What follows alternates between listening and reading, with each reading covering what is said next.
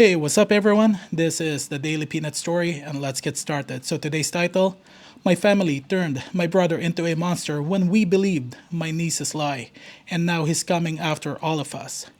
Yes, this is the remastered version of the original with a newer title. The original was released back in November 25, 2025. And this one here is a lot more detailed with added guest appearances, written and narrated by yours truly. And remember, there are chapters and timestamps in this video here, so you guys can skip whenever you want. Now, let's get started and enjoy the story. Journal Entry 1. It still feels impossible to put any of this into words.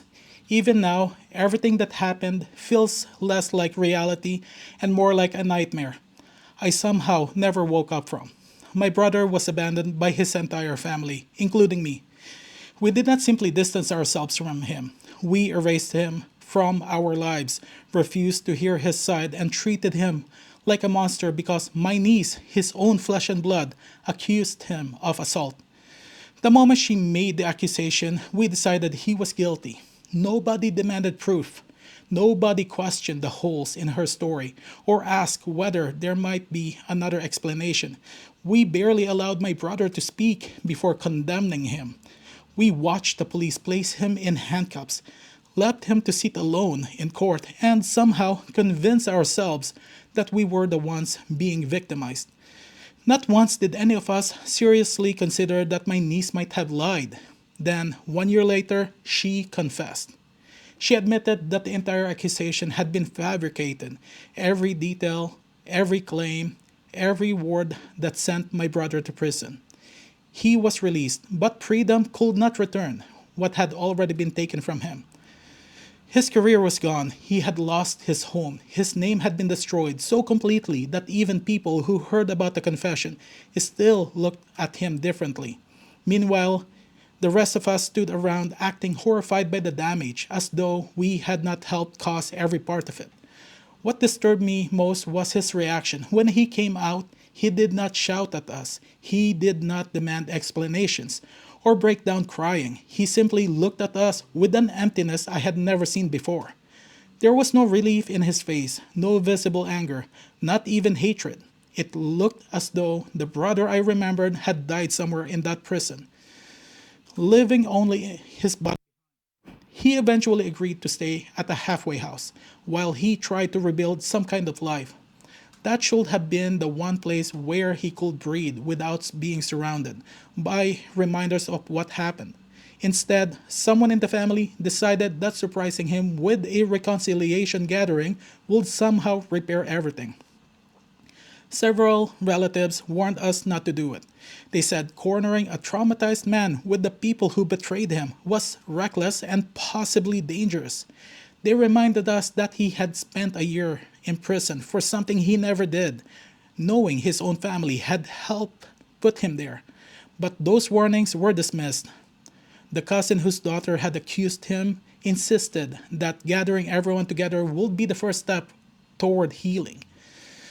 He even brought my niece with him, the same girl whose lie had stolen a year of my brother's life and was waiting inside that house to offer what her father called a proper apology.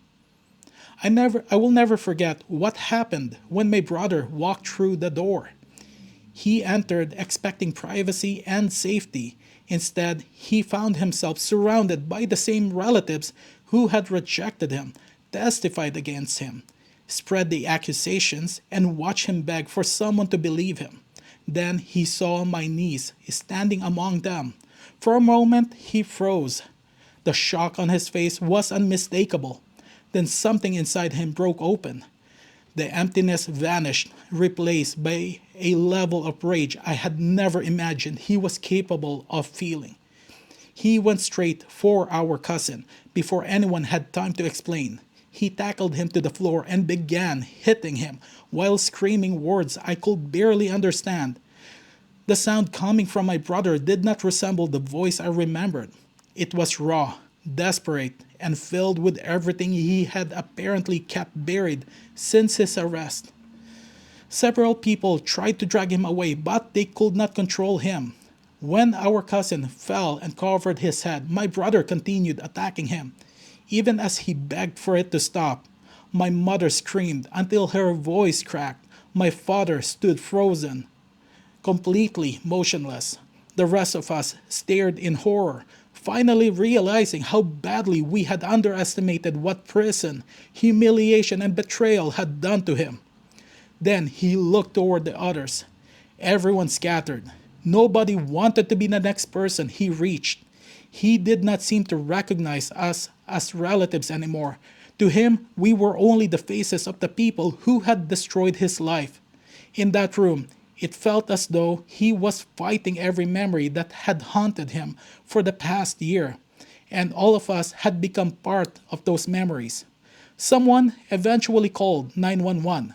When the officers arrived and learned that my brother had been wrongfully imprisoned because of a false accusation, the way they looked at us changed. I saw this disgust in their faces. There was judgment too, but none of us could pretend we had not earned it. Our cousin was taken away on a stretcher with a broken nose and several other injuries. Even while the medics were treating him, he kept shouting that he wanted charges filed.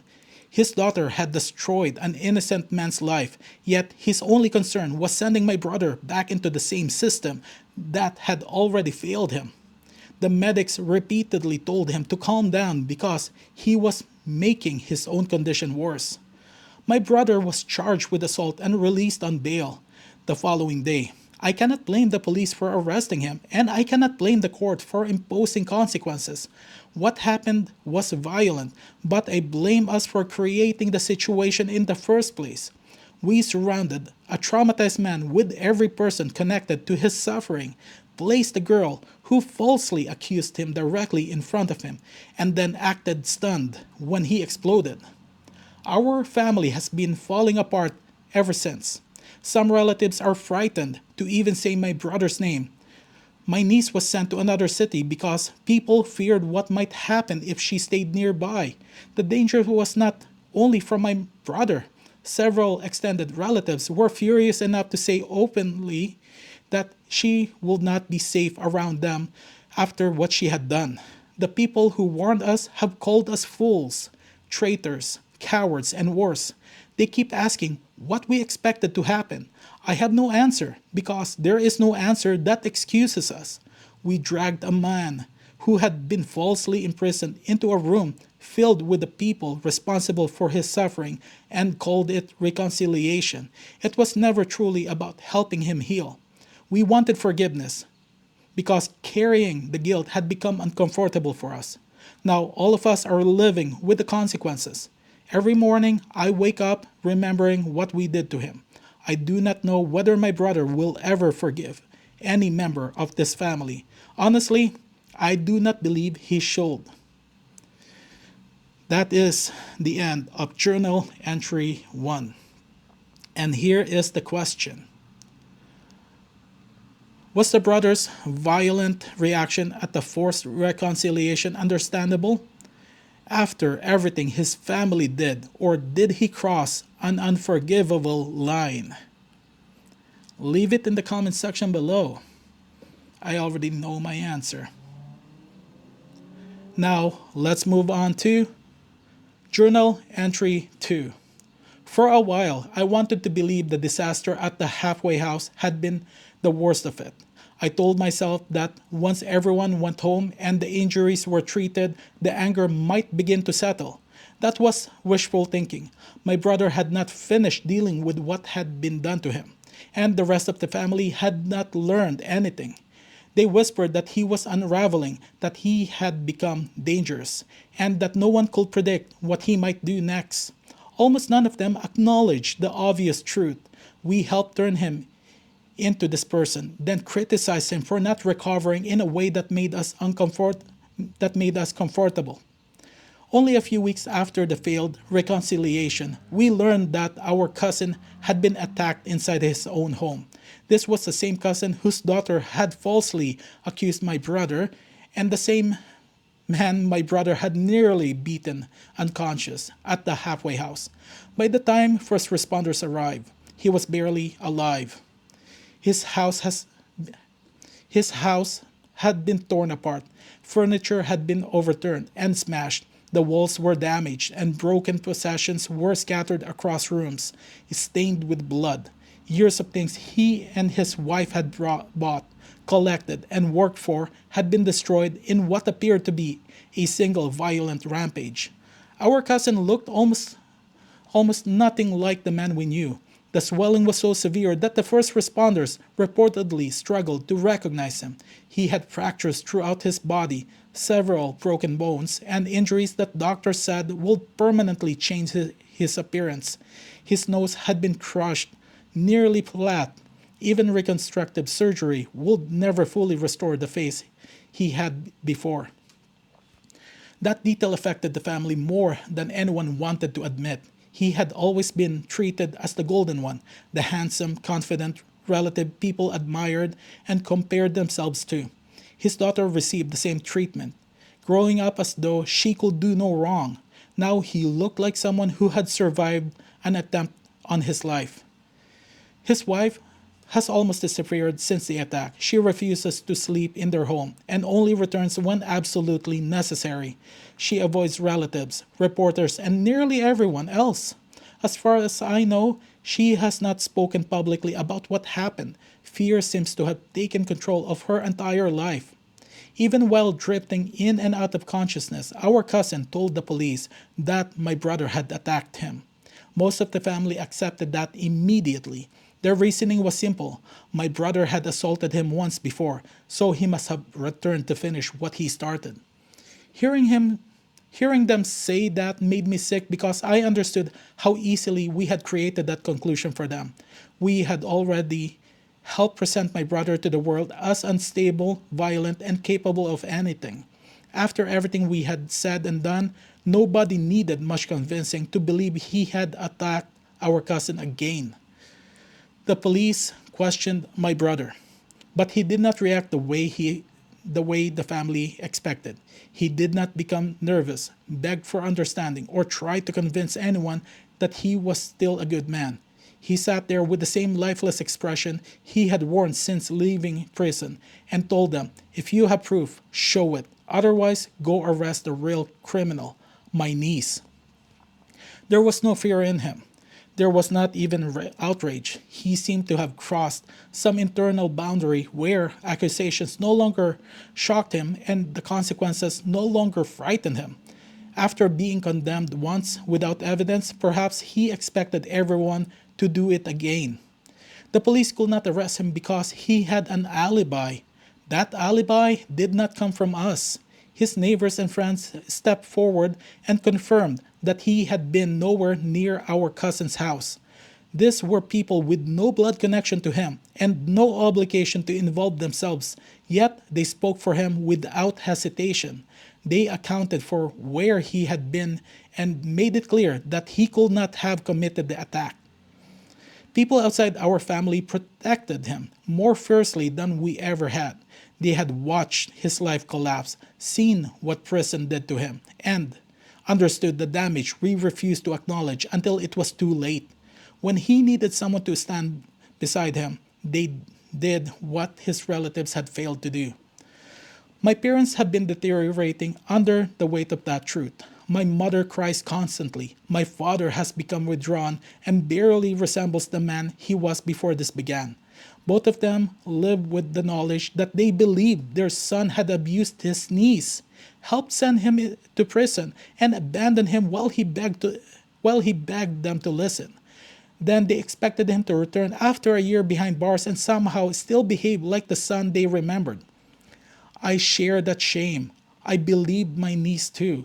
She cried, trembled, and described everything with enough detail that questioning her felt cruel at the time. We told ourselves that believing her without hesitation was the right thing to do. We never examined why she had waited to speak. We never searched for evidence or considered whether parts of her story contradicted each other. We saw a frightened teenage girl and decided that was all the proof we needed.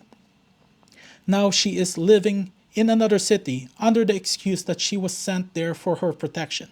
Before this, she had been popular, outgoing, and surrounded by friends. She was a cheerleader, socially confident, and treated as though everyone should admire her. Now she is isolated and avoided wherever she goes. According to her father, she spends most of her time crying and repeating the same words, "I ruined everything." Eventually, I demanded to know why she had done it. I asked our cousin what could possibly have made his daughter invent something so destructive about her own uncle. His answer made me feel physically physically ill. My brother had recently received a promotion at the time, and the family's attention had shifted towards celebrating him. My niece felt ignored and overshadowed. She wanted everyone focused on her again, so she accused him of abusing her. That was the reason. Attention. She took away her uncle's career, home, freedom, reputation, and family because his success made her feel invincible. When the extended family learned why she had lied, their reaction went beyond anger. They were horrified by what she had done and by how quickly the rest of us had helped her do it. We turned against our own blood without demanding a shred of proof. We called my brother a monster, helped place him inside the cage, and then acted frightened when the man who emerged was no longer gentle enough to reassure us. Nobody knows what will happen next. Every silence feels like a warning, and every unexpected phone call makes someone panic. The truth none of us can escape is that we created the person we are afraid of now. Whatever trust my brother once had in this family is gone, and I do not believe any of us will ever get it back. That is the end of Journal Entry 2. And here's the question. Who bears greater responsibility for destroying his life? The niece who invented the accusation or the adults who believed her without demanding evidence? Leave it in the comment section below. The type of family you could love and hate. Now, let's move on to Journal Entry 3.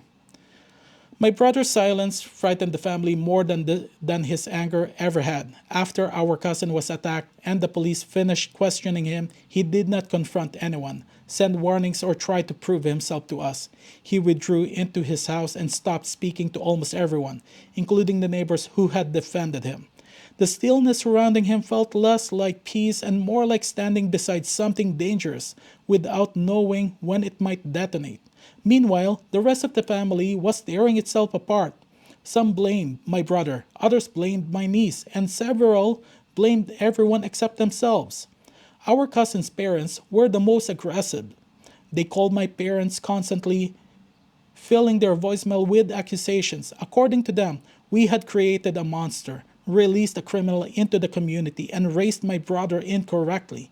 They even appeared at my parents' home demanding apologies and insisting that we somehow hand him over, as though we controlled him or knew what he was doing. They did not seem interested in finding the truth.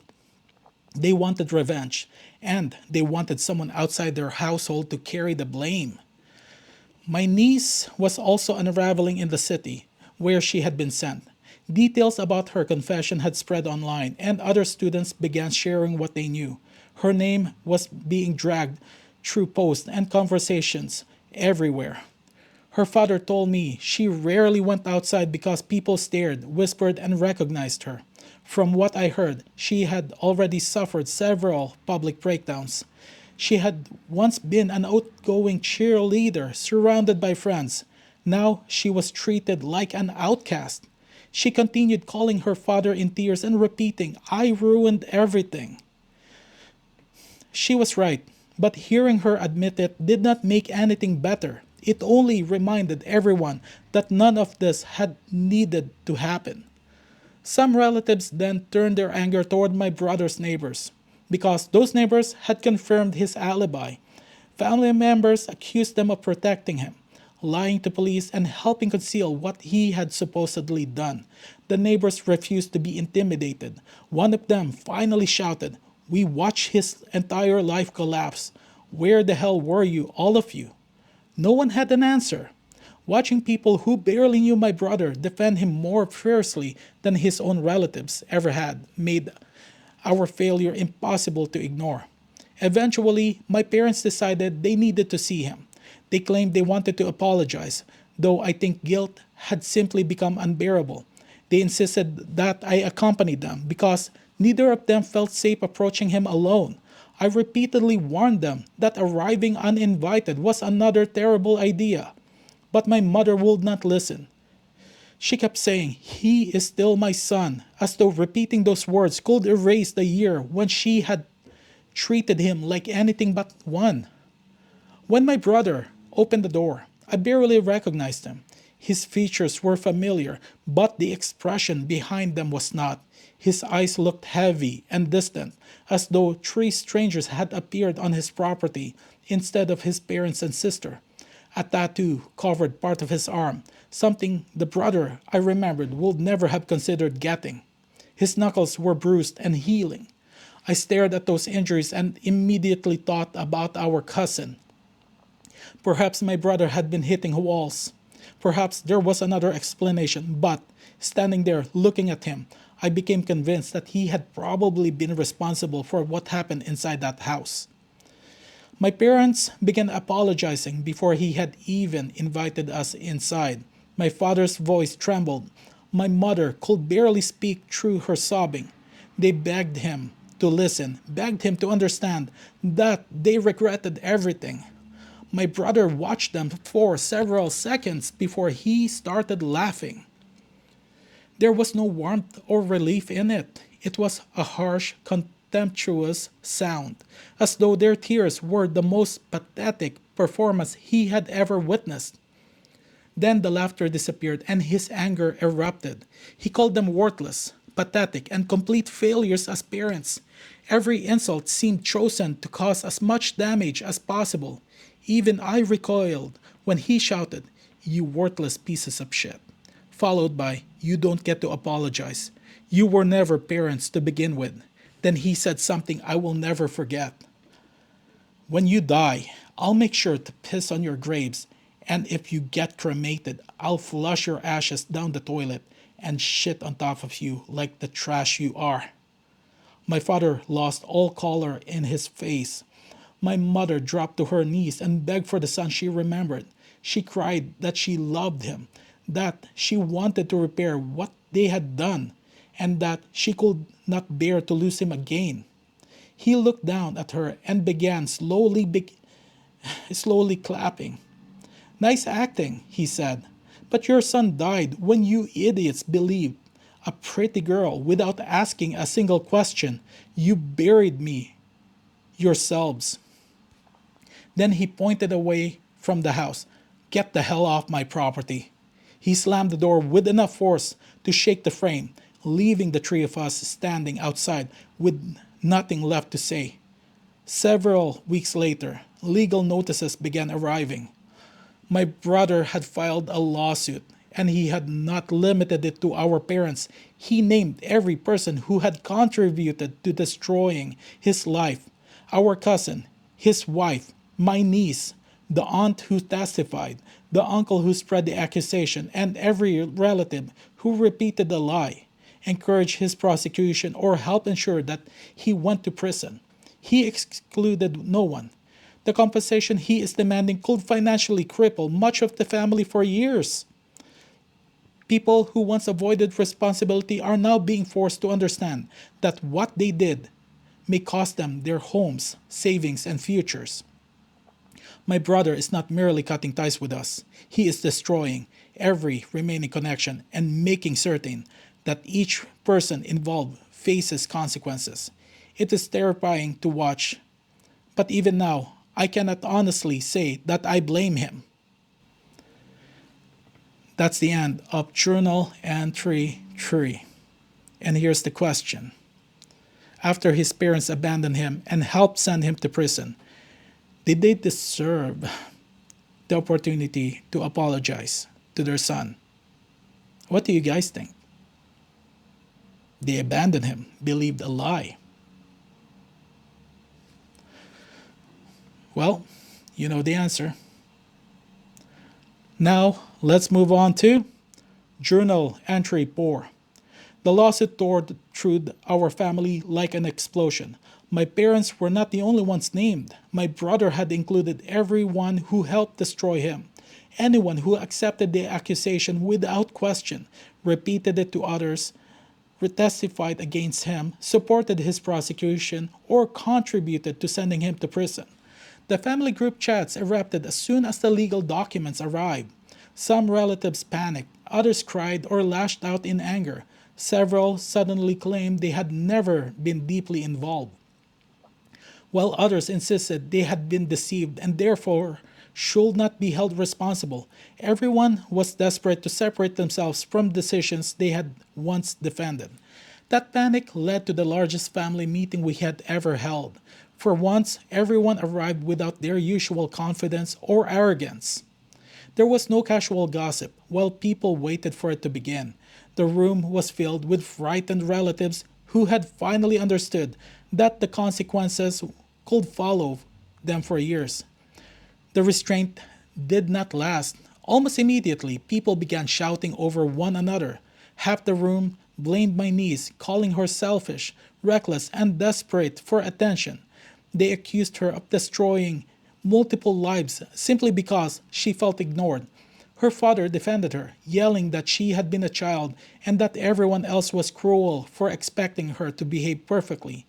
Even though he was already covered in cast and bandages, he still keeps on defending his own daughter. Someone shouted that my brother deserved justice. Another person argued that he had become dangerous and needed to be stopped.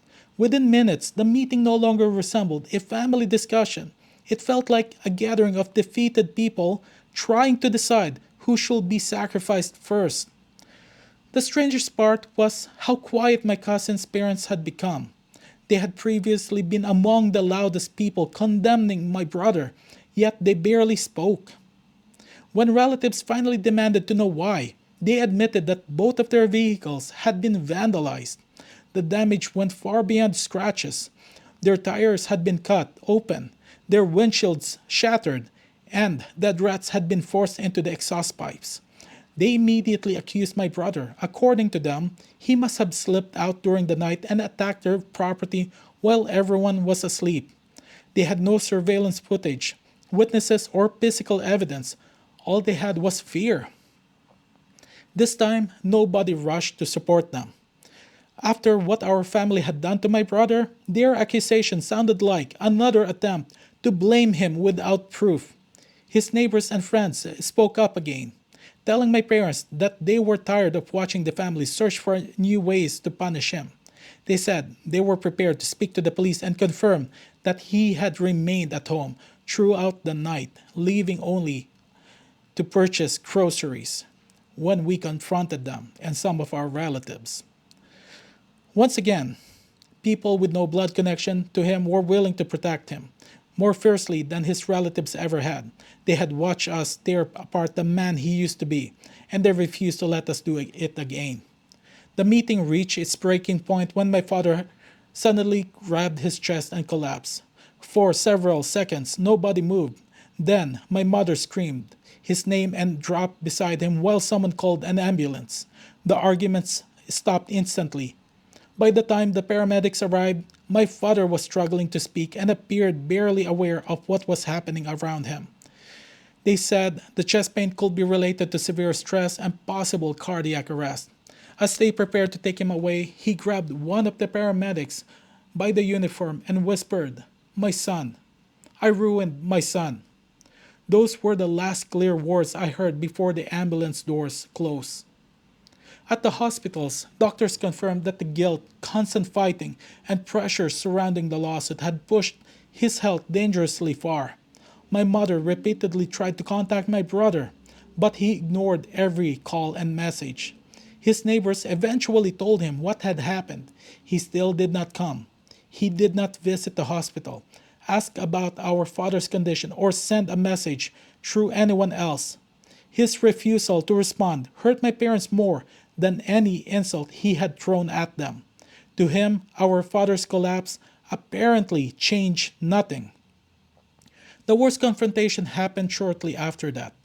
My cousin's mother continued defending her granddaughter, even after the confession and everything that followed. She still referred to my brother as a predator and insisted that he must have done something inappropriate for the accusation to exist at all. My mother finally broke. She lunged at the woman, grabbed her hair, and clawed at her face while screaming that her granddaughter had destroyed her son. She blamed their entire household for taking him away and shouted that she would never forgive them for what they had done. Several relatives had dragged them apart, clothing was torn, people were crying, and someone threatened to call the police. Even after being pulled away, my cousin's mother looked at us and said, "Your son is dangerous." My mother tried to attack her again and had to be restrained. The following day, my niece called me. She was crying so badly that I could barely understand her. She said she no longer felt safe going outside. Other students called her a liar and a monster at her new school. Some spat near her feet when she passed them, and someone had dumped garbage across her locker. She was convinced that sooner or later somebody would come after her. She kept saying she had never intended for anyone to be hurt. She claimed she had not understood how far the accusations would go and hated that everyone now viewed her as evil. For the first time, I did not know whether I should comfort her or end the call. While she was begging me to listen, our lawyers were delivering even worse news.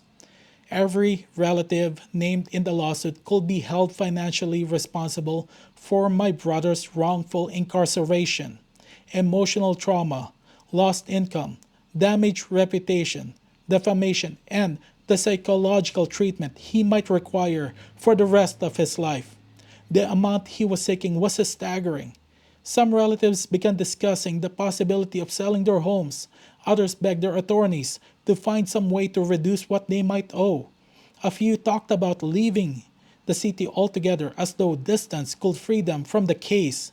Before long, everyone was blaming one another again. Through all of it, my brother said nothing. He did not offer forgiveness. He refused to negotiate privately, soften his demands, or reassure anyone that he might eventually change his mind. He remained completely silent. And in this family, his silence has become louder than every accusations, argument, and scream combined. That is the end of Journal Entry 4. And here is the question. Was the brother wrong for refusing to respond when his father collapsed? Or had his family already forfeited the right to expect compassion from him? What do you guys think? And as always, leave it in the comment section below. I want to hear your thoughts. Now, let's move on to Journal Entry 5. The consequences of the lawsuit moved beyond our family much faster than any of us expected. Within days, my cousin's parents, once the loudest people demanding that my brother be punished, became targets of public outrage. Someone created an online thread collecting everything connected to the case. My niece's false accusation, her confession, court records, and details from the family meeting that ended in violence. Photographs of her parents were posted alongside captions identifying them as the people who helped destroy an innocent man. Once thousands of strangers accepted that version of them, there was no way to contain what followed. Their neighbors began avoiding them. People crossed the street rather than walk past them. They were removed from the community Facebook group, and someone painted the words liars across their fence. At the grocery store, a woman recognized my cousin's father and confronted him in the middle of the aisle. She screamed that he had raised a snake and helped ruin an innocent man's life. He panicked, dropped what he was carrying, and hurried out of the store. A teenager recorded the confrontation and uploaded it under the title, Golden Family Finally Getting What They Deserve. The video spread almost immediately. Every repost and comment added another layer to the humiliation they could no longer escape. Then, footage from our family meeting was leaked. It was not a short audio recording or a few family distorted clips. Someone had captured the entire disaster on video. Relatives shouting over one another, accusations being thrown across the room, my mother attacking my cousin's mother, and people openly admitting what had happened. One person could be heard screaming, "We destroyed him." Another shouted, "The girl ruined everything." The footage appeared across TikTok, Facebook, Reddit, and local news pages. Thousands of strangers watched our family collapse and judge every person involved. They called us manipulative, entitled, selfish, cruel, and evil. My cousin's father could not handle it. He had already been hiding at home after his vehicles were vandalized, but the online exposure pushed him even further. One evening, he went out to buy food and was recognized. He broke down in public, screaming that none of it was his fault, that he had never told his daughter to lie, and that everyone was treating him like the villain. Someone recorded that breakdown too. My niece was being destroyed even faster. Her face had spread everywhere online. People took old cheerleading videos and edited them into mocking clips, calling her the girl who cried wolf. Students reposted videos of her smiling and laughing as though every ordinary moment from her past had become evidence against her. Screenshots of private messages also surfaced, including conversations where she bragged about the accusation when she first made it. When she called me, she was crying so hard that most of her words came out broken. She said she had not left her apartment, her cousin's home, in several days because people had gathered outside and shouted toward her windows. Someone had spat at her when she tried to buy groceries. She believed that eventually someone would attack her again. She kept repeating that she never expected the situation to become this serious. She said she only wanted attention and had not believed anyone would actually be hurt. Part of me wanted to feel sorry for her. But every time I tried, I remembered my brother standing at his doorway screaming at our parents. I remembered the emptiness in his eyes and the hatred in his voice. My sympathy for her kept colliding with the knowledge of what her lie had done to him. He had not always been cold or violent.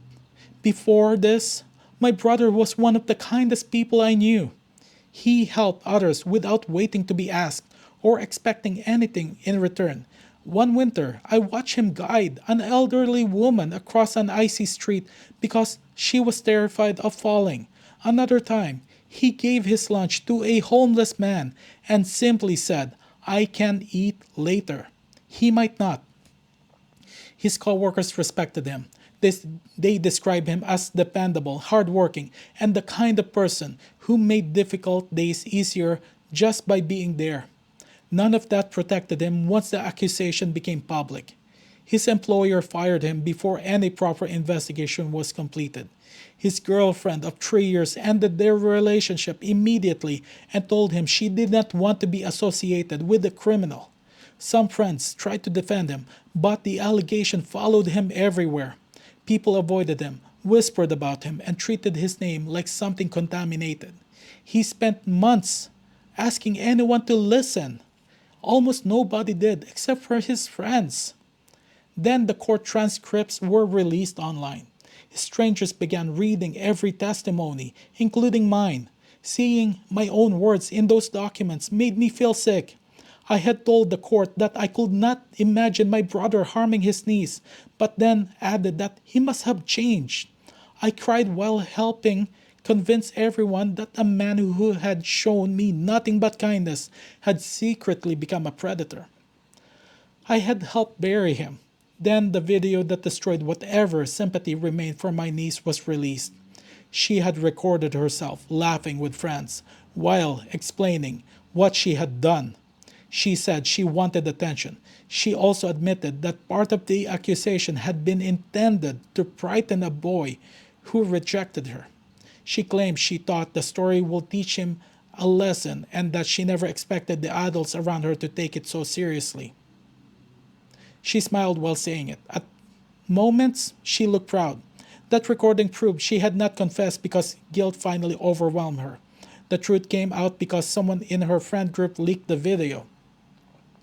The public reaction became vicious. People wrote that she had destroyed a man for entertainment. Some demanded that she be imprisoned. Others said our entire family was cursed or used the case as an example of how destructive false accusations could be. Many insisted that my brother should sue every person involved and take everything from them, which he is already doing. Now, every relative who contributed to his downfall is being exposed. Old comments are resurfacing. Private messages are being shared. People who once condemned him publicly are being mocked and condemned in return. While all of that was happening, I finally did something I had been too afraid to do since his release. I contacted him privately. There was no family group message, no arranged intervention, and no attempt to bring our parents or my niece into it. I told him I wanted to speak with him alone. No pressure, no audience, just one conversation between a sister and the brother she had betrayed. I sent a message several hours ago. He still has not answered.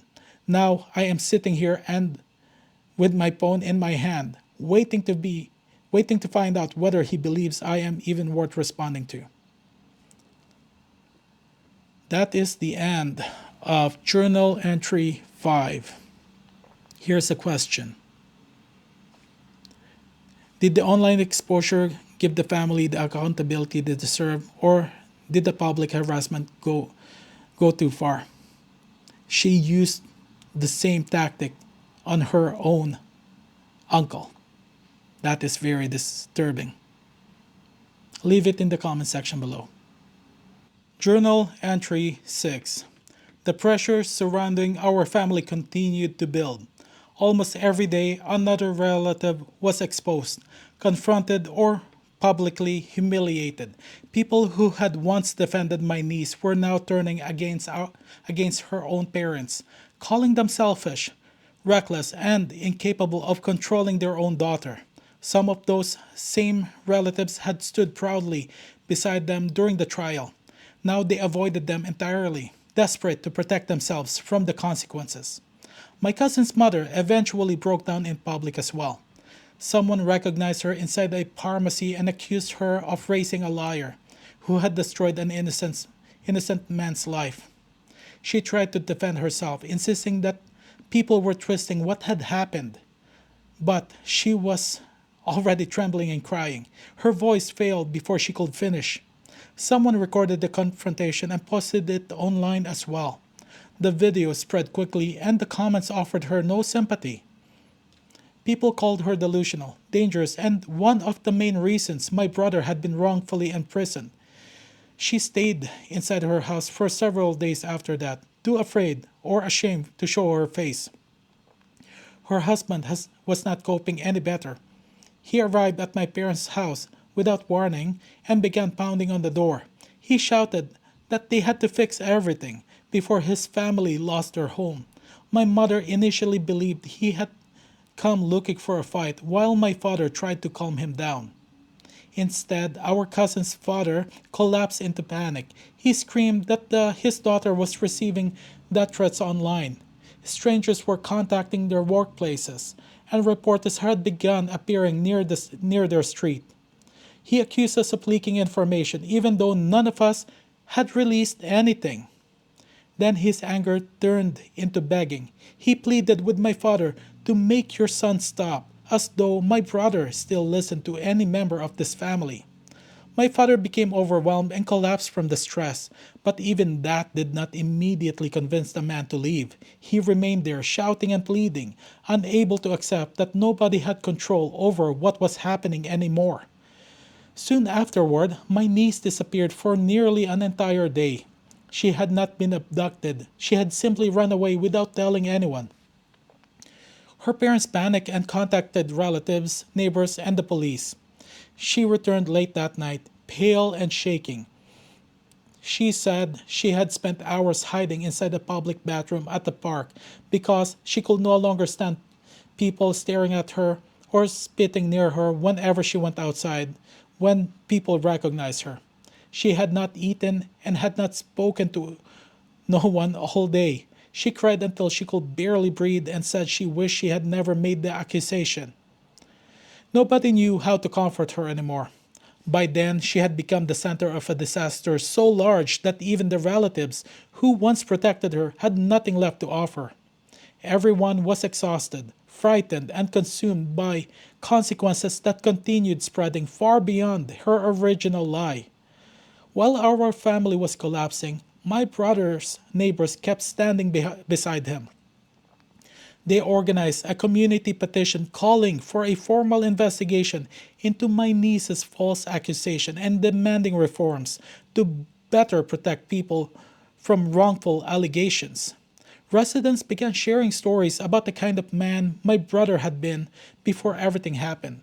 They described how he ran errands for people, repaired things without asking for payment, and cleared snow from elderly neighbors' driveways during winter. The petition gained support online, and every news story about his kindness made our family look worse. Then my brother finally responded to the message I had sent him. He agreed to meet me, but only in a public place. He chose a coffee shop with large windows, other customers nearby, and no private area where either of us could control the conversation. When I arrived, he was already seated. He did not smile, wave, or acknowledge me as his sister. He watched me approach with an expression that made me feel as though I were being inspected rather than welcome. Before I could sit down, he said, "I'm only doing this to amuse myself." He removed a small recording device from his pocket, turned it on, and placed it between us. "If you have a problem with this, leave." I did not object. I sat across from him and tried to begin gently. I asked whether he had been eating, sleeping, or taking care of himself. His jaw tightened. "Stop. Get to the point. That's another part of me you people killed." The words silenced me. I began apologizing and tried to explain that we believed we were protecting my niece at the time. Before I could finish, he laughed, loudly enough that nearby customers turned toward us. "Protecting her?" he said. "You never questioned her. Not once." She cried, and every one of you decided I was guilty. He leaned closer. "Your father called me a predator before the police even arrived, and you testified against me without a single piece of evidence." I tried to answer, but he refused to let me interrupt. "My friends tried to defend me. Our mutual friends told you the accusation made no sense. People who actually knew me begged you to listen, and all of you ignored them because the golden little girl cried." The disgust in his voice when he said those words made my chest tighten. Then he asked, "Where are your friends now? What about the people who used to call themselves family friends? Are any of them still speaking to you?" I could not answer. Until that moment, I had not fully considered how isolated we had become. Nobody who knew both sides had contacted us since before the trial. Former friends, neighbors, and mutual acquaintances had all disappeared from our lives. My brother was right. We had chosen this isolation when we rejected everyone who tried to defend him. He reached into his bag, removed a thick folder, and dropped it onto the table. Inside were screenshots of group chats, private messages, and family conversations from the period surrounding his arrest and incarceration. Relatives had called him a monster, laughed about him, crying while being taken away, and written that they hoped he would rot in prison. Some of the messages celebrated his conviction. My own name appeared among them. He watched me read, then asked, "What kind of family believes a teenager without asking a single question?" What kind of people destroy their own blood because thinking is too difficult? His voice rose. What kind of sister turns against his brother and celebrates when he is sent to prison? My hands began shaking. I tried to explain myself again, but he cut me off. And what happened to your niece? What punishment did she receive? Is anyone investigating her? I froze because I had no answer. People around us were listening. The shame became unbearable and I started crying. A staff member approached and cautiously asked whether everything was all right. My brother looked at him with that same empty stare and replied, "Are you another person who accuses people without facts?" The employee immediately apologized and stepped away. When I looked back at my brother, I searched for any trace of the person who had once protected me, comforted me, and treated me like someone precious. There was nothing familiar left in his eyes, only anger, disgust, and betrayal. He stood to leave, then leaned close enough that nobody else could hear me. "I'm taking back everything all of you stole from me," he whispered, "and then I'm taking more." He spat onto the floor and walked out without looking back.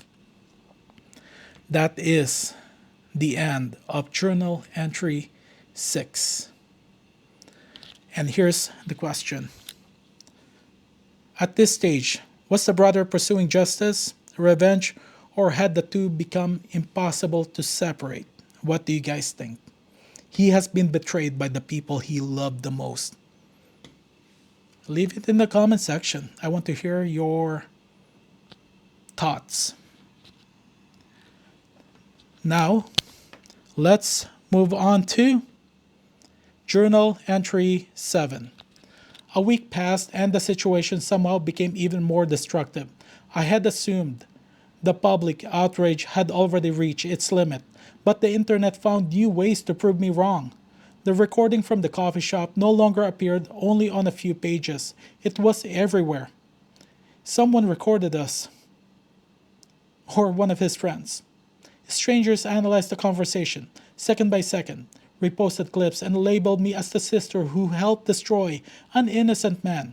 Most of them praised my brother for refusing to forgive us simply because we were related to him. People edited the moment he walked away, slowed it down, and added captions such as "Revenge is quiet" and "Never betray the kind one." Under different circumstances, those dramatic edits might have seemed ridiculous. Instead, I watched strangers turn the collapse of my life into entertainment. What frightened the family most was how determined people became to identify everyone who had contributed to my brother's downfall. They had already exposed my niece, her parents, several aunts and uncles, and anyone whose name appeared in the court records. Then they began searching through old Facebook posts, comments, photographs, and public conversations for anyone who had joined the campaign against him. That search eventually led them to my brother's former girlfriend. She had never testified against him. She had not appeared in court or submitted an official statement.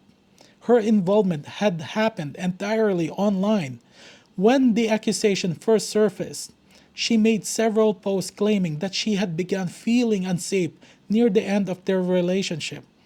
She suggested my brother had been behaving strangely and hinted that he might have developed inappropriate thoughts. In one vague post, she wrote, "I saw things I didn't want to believe." People interpreted that as an accusation that she had found photographs of my niece on his phone. She had no evidence for any of it. Those statements had been guesses, implications, and lies posted publicly so she could protect her own reputation after abandoning him. Now, every post has surfaced. People shared screenshots of her old tweets, her replies, and even the emojis she had left beneath messages supporting my niece. She attempted to delete everything, but copies had already spread too widely. Her employer received so many emails that her photograph and professional profile disappeared from the company's website within hours. She later posted a statement on Instagram claiming that she had been emotionally manipulated and no longer knew what had been real at the time. The response was immediate and merciless. People accused her of helping destroy an innocent man to protect herself. Others told her to stop presenting herself as another victim and accept responsibility for what she had done. Soon, she was reportedly afraid to leave her apartment. While she was being torn apart online, more relatives were pulled into the same fire. One of our aunts had been particularly aggressive during the trial. She repeatedly called my brother a predator on social media and attacked anyone who questioned my niece's story. One morning, she found her car windows shattered, her tires slashed, and the words, "Monster Enablers," painted across her garage. Her screams were loud enough for their neighbors to call the police. She immediately accused my brother. This time, however, his lawyer already had evidence showing where he had been. Neighbors called account for his movements. Store cameras had recorded him, and his receipts carried timestamps that supported his alibi. He had not been anywhere near her home. My brother responded by filing another lawsuit against her. He was not suing over the vandalism itself. He was accused her of trying to frame him again and committing malicious harassment and defamation in an attempt to interfere with his existing case. She had no evidence connecting him to the damage. The public supported him almost immediately. By then, our family was no longer merely divided. Everyone was abandoning everyone. Some relatives posted tearful apologies online and begged the public to understand that the situation had been complicated. Their apologies were reposted alongside mocking captions about people only regretting their actions because they carried consequences. Others tried to distance themselves from my niece's appearance. They claimed they had never fully believed the accusation and had only remained quiet because they felt pressured. Old screenshots disproved those claims within hours as well. People found their comments, messages, and public statements supporting my niece and condemning my brother. Every attempted denial created another wave of exposure. No one trusted anyone anymore. Every relative feared that an old message, comment, or photograph would surface next. People who had once stood together against my brother were now competing to prove they had been less involved than everyone else. In the middle of that, I was barely functioning. I had not slept properly since meeting my brother at the coffee shop. Every time I closed my eyes, I heard his questions again. I saw the contempt in his expression and remembered the folder striking the table. The messages inside it haunted me most. Relatives had celebrated his conviction.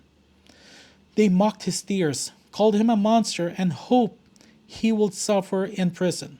My name appeared among those conversations, proving that I could not separate myself from what the family had done. There was no answer I could have given him that would not have exposed the depth of my betrayal. Then a letter arrived from his attorney. It was addressed to me directly. One of our relatives searched the law firm representing my brother, hoping to learn what kind of legal team we were facing. What they discovered shocked everyone. The lawyer handling my brother's case was named Steve, a well-known legal shark with a reputation for tearing apart weak defenses and refusing to be intimidated by powerful families or institutions. He was also known for accepting cases pro bono, especially when they involved wrongful accusations, ruined reputations, and people who had suffered serious injustice. The realization spread panic through the family. My brother had not hired an inexperienced attorney who might be pressured into accepting a quiet settlement. Steve had chosen to represent him because he believed in the case, and he apparently intended to pursue every person responsible.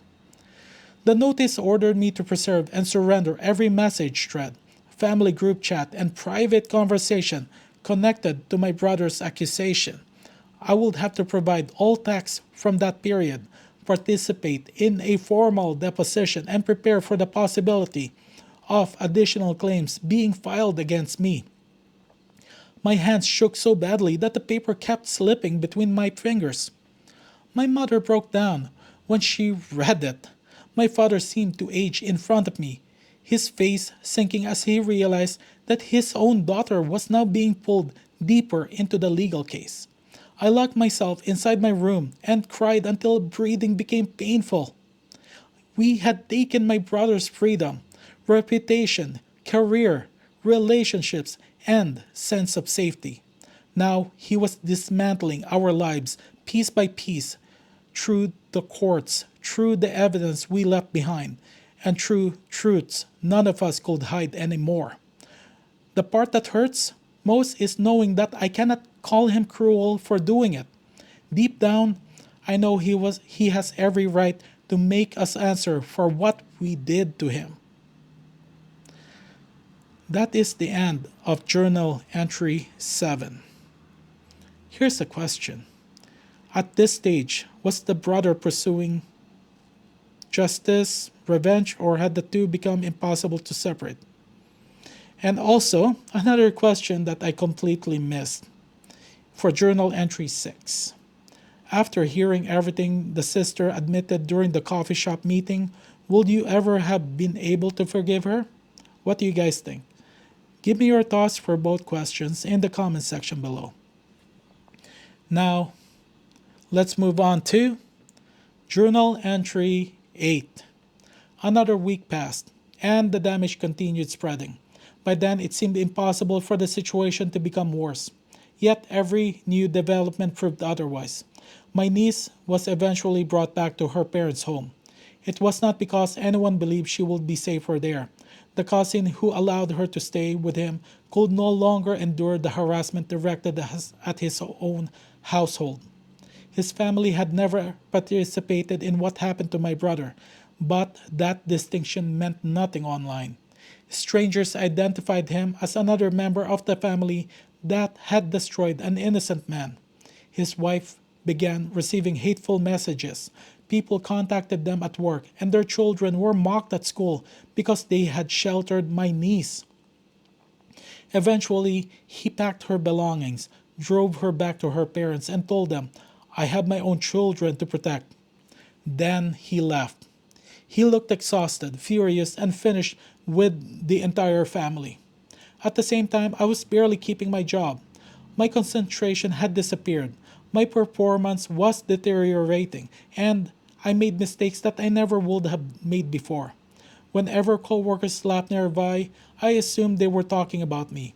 Conversation stopped when I entered the lunchroom, or at least that was how it felt. Even seeing a notification from Human Resources was enough to trigger panic. I knew I was failing, but I could not force myself to recover. The guilt followed me into every meeting, every task, and every conversation, no matter where I went. I felt as though everyone had already knew what I had done. Then I was summoned to a formal meeting. When I entered the office, Kim from the main marketing division was already seated beside an HR representative. Kim rarely came to our location unless the situation was serious. So, seeing her there made my stomach drop immediately. A notebook lay open in front of her, with a pen resting against the page. They asked me to sit down and explain everything. So I did. I told them about my niece's accusation, the confession, my brother's wrongful imprisonment, the lawsuit, and the family's betrayal. I admitted that I had accepted the accusation because my niece cried and appeared terrified. I confessed that I never gave my brother a fair opportunity to defend himself. My hands shook while I spoke. Kim listened without interrupting and recorded notes throughout the entire explanation. When I finished, the room remained silent for several uncomfortable seconds. Then, the HR representative outlined the situation in a calm, professional voice. My personal crisis had severely affected my work. My performance had declined. Other employees had become uncomfortable working with me, and management was concerned that the public scandal could damage the company through association. They placed me on a performance enhancement plan. The name sounded supportive, but the message was obvious. I was one failure away from losing my job. I broke down in front of them. I asked what I could do to repair my reputation, save my position, or prove that I could still be trusted. I begged for some way to make things right. Kim finally looked up from her notebook. Did you blindly believe your niece? I could not answer. Then she asked, did you listen to your brother's side at all, or did you decide he was guilty before he could speak? My chest tightened. Her final question was even worse. Before the accusation, had your brother ever shown inappropriate behavior toward anyone? Again, I had no answer. Not because I could remember anything suspicious, but because there had been nothing. We never investigated my niece's claims. We never seriously listened to him or demanded facts. We believed the crying teenager because challenging her story would have been uncomfortable. Condemning my brother had been easier than admitting we did not know what happened. Kim closed her notebook and stood. As she reached the door, she paused and looked back at me. You can continue dragging this out, or you can admit that you helped destroy your brother's life because you resented his success and found a way, consciously or otherwise, to tear him down. Then she walked out with the HR representative following behind. I remained alone in the office, feeling as though every layer of protection had been stripped away. While my career was collapsing, my brother's legal case continued, gaining strength. His deposition had been completed that week, and from what the lawyers told us, it was devastating. He described his arrest, his betrayal, his year in prison, and the psychological damage he carried afterward. He spoke clearly and remembered every insult, every accusation, and every person who refused to hear him out. He did not cry, raise his voice, or lose control. That calm frightened the family more than an outburst would have. He was not speaking from confusion or uncontrolled rage. He knew precisely what had been done to him, and he had preserved every detail. The police also formally opened an investigation into my niece for filing a false accusation. Her parents panicked. They rushed to find lawyers and began claiming that she had been confused, emotionally unstable, and incapable of understanding the consequences of what she said. They tried to minimize the accusation and present her as a frightened child who had made a mistake. The leaked recording of her laughing and bragging about the lie made that defense nearly impossible. The family group chats erupted again. Relatives accused one another, blocked one another, and made threatening phone calls. Some cried and begged for help. Uncles turned against cousins. Cousins blamed aunts, and almost everyone placed responsibility on my niece's mother. Any trust that had once existed between us was gone. While all of that unfolded, I finally suffered a complete panic attack. I was sitting inside my car when my breathing became uncontrollable. My body shook, my chest tightened, and I curled forward because I could not convince myself that enough air was reaching my lungs. Memories of my childhood overwhelmed me. I remembered my brother holding me when I cried and assuring me that everything would be all right. Now he looked at me as though I were another stranger who had driven a knife into his back. When I eventually returned home, my parents told me that someone had seen him in town. He was not alone. He had been walking with a group of people, laughing and carrying gym bags. They appeared comfortable around him, like genuine friends rather than people watching him out of pity. They looked supportive, loyal, and untouched by the betrayal that had destroyed our family. My brother was rebuilding his life. He was doing it without us. He did not need our approval, miss our presence, or appear interested in looking back. That was when I finally understood what he had meant during our meeting at the coffee shop. The brother we remembered had been buried the moment we chose my niece's lie over him. The man living his life now was someone our betrayal helped create, and he was never coming back to us. That is the end of Journal Entry 8. Here's a question. Was the narrator's workplace justified in considering termination because the scandal and her emotional collapse were affecting her performance? What do you guys think? There are corporations like that, honestly. They prioritize their reputation over the welfare of their employee, even though that employee's personal situation is not connected to the business. Now, let's move on to Journal Entry 9. The collapse never gave us time to recover. Each day brought another problem before we had finished dealing with the last one. By then, everyone was so exhausted that we no longer knew how to prepare for whatever came next. The police contacted my niece's parents first. They were not arresting her yet, but they formally requested that she appear for questioning. Investigators wanted access to her phone, messages, screenshots, and anything else connected to the accusation. Her parents were also warned that any further lies or attempts to conceal evidence could lead to additional charges. They unraveled almost immediately. I could hear my cousin's wife screaming through the phone while my cousin tried unsuccessfully to calm her. Several relatives briefly joined the conversation, offered frightened opinions, and then disappeared again. That silence had become normal for us. The family group chat, which had once been filled with accusations, insults, and endless arguments, was nearly empty. People sent short replies and left messages unanswered. Most conversations ended with nothing more than a row of seen notifications. Nobody wanted to call, explain themselves, or defend anyone anymore. We had all learned that speaking usually created another piece of evidence or another reason for someone to turn against us. My father had stopped arguing too. He spent hours sitting on the couch and staring at nothing. Some days he refused to eat or answer his phone. Whenever I tried to speak with him, he whispered that he had failed as a father.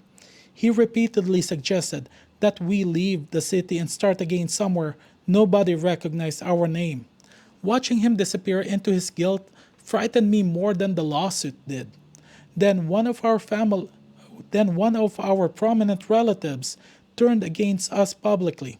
She had defended the family during my brother's trial, but now she published a long post admitting that she regretted supporting us. She blamed my parents for creating what she called a destructive family culture, condemned my cousin's mother, and named me as one of the people who had helped ruin my brother. She ended the post by apologizing directly to him and calling him the only true victim. Her statement spread rapidly. The family chat did not erupt this time. Nobody attacked her or tried to defend us. Several relatives quietly left the group. Others removed their profile pictures and stopped responding altogether. It felt less like an argument and more like watching the family disappear one person at a time. Not long after that, one of my brother's new friends contacted me directly. Stop trying to reach him. He wants nothing to do with you. Let him heal. You had done enough damage already. The message was short, but it hurt more than anything my relatives had said. Once again, someone who had only recently entered my brother's life was protecting him in a way his own family never had. Then HR called me into another meeting. They told me my work had not improved. My mistakes were continuing, coworkers remained uncomfortable around me, and management was concerned that the scandal was affecting the reputation of the entire department. They recommended that I take a leave of absence and warned me that termination remained a possibility.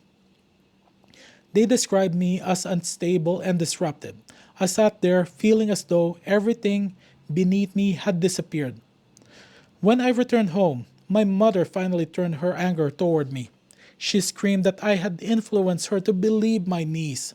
She accused me of pressuring everyone to remain united against my brother and said he hated our parents because of what I had encouraged them to do.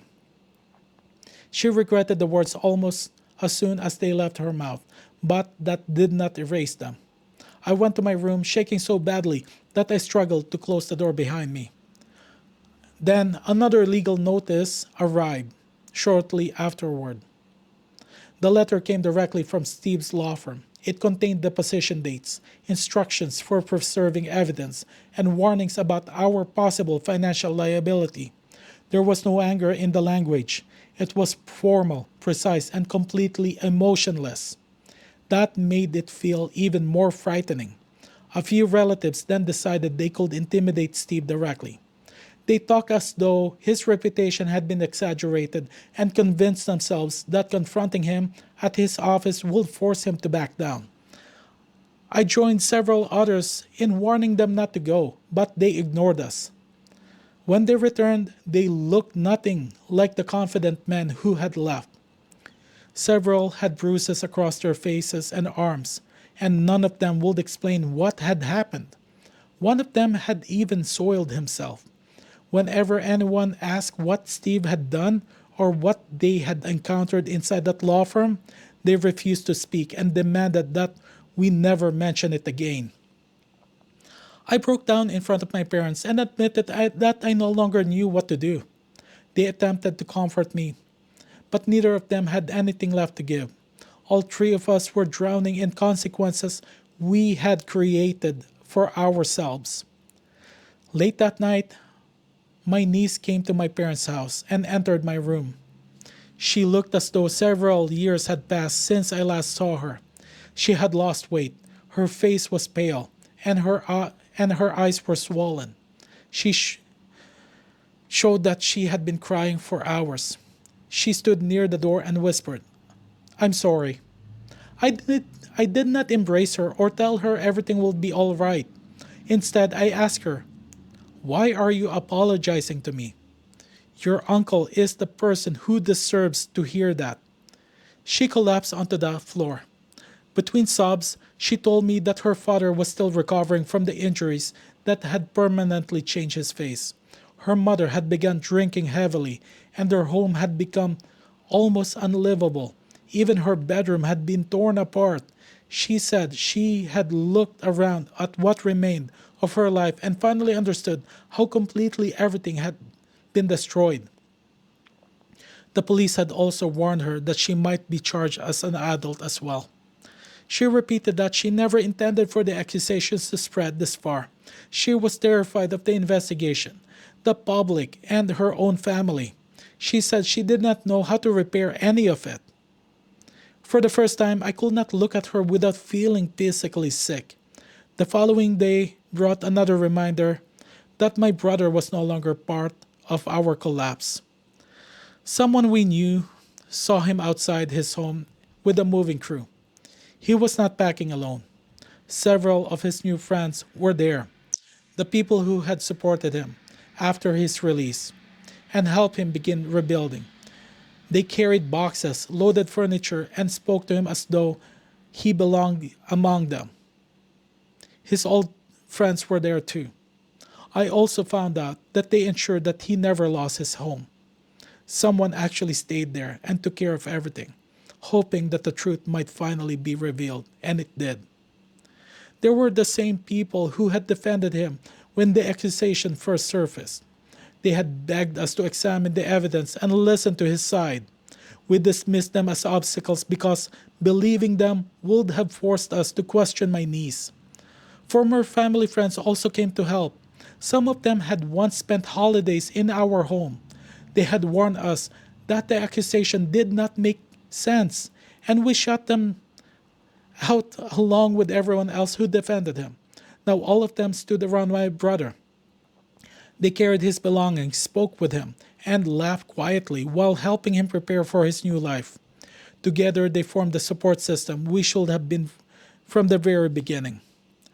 Nobody asked about us. They did not wonder how our parents were coping, whether the lawsuits was destroying us, or what my niece was going through. Their concern was for the man we had abandoned. My brother was surrounded by old friends, new friends, and the same people our family had rejected for trying to protect him. He was not the one losing everything anymore. We were. He had found people who listened to him, believed him, and stood beside him when it mattered.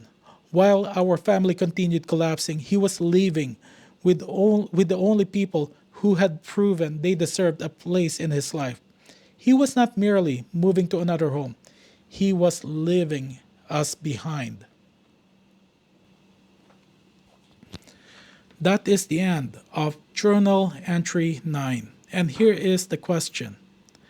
Did Denise's remorse deserve any sympathy, or had her apology come far too late after the lives she destroyed? What do you guys think? Leave it in the comment section below. Final journal entry. Years have passed since everything began, but time did not repair our family. The lawsuit exposed every lie, every cruel message, and every decision we had tried to justify. Whatever once held us together was pulled apart in court, and the last illusions we had about ourselves disappeared when the trial finally began. The courtroom was filled almost every day. Reporters occupied several rows alongside former family friends, some of my brother's old neighbors, and even co-workers who had known him before the accusation destroyed his career. They had come to watch the truth emerge in a place where our family could no longer silence or ignore it. My brother, sat rigidly beside Steve. His jaw remained clenched, and his hands trembled slightly beneath the table. It was not fear. He was using every ounce of restraints he had to remain composed, while the people who betrayed him sat only a few feet away. Steve was not handling the case alone. A new associate named Danielle worked beside him, organizing documents, preparing witnesses, and helping him track every contradiction buried inside our messages and testimony.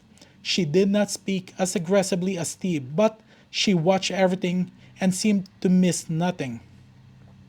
Our lawyer tried to use my brother's visible agitation against him.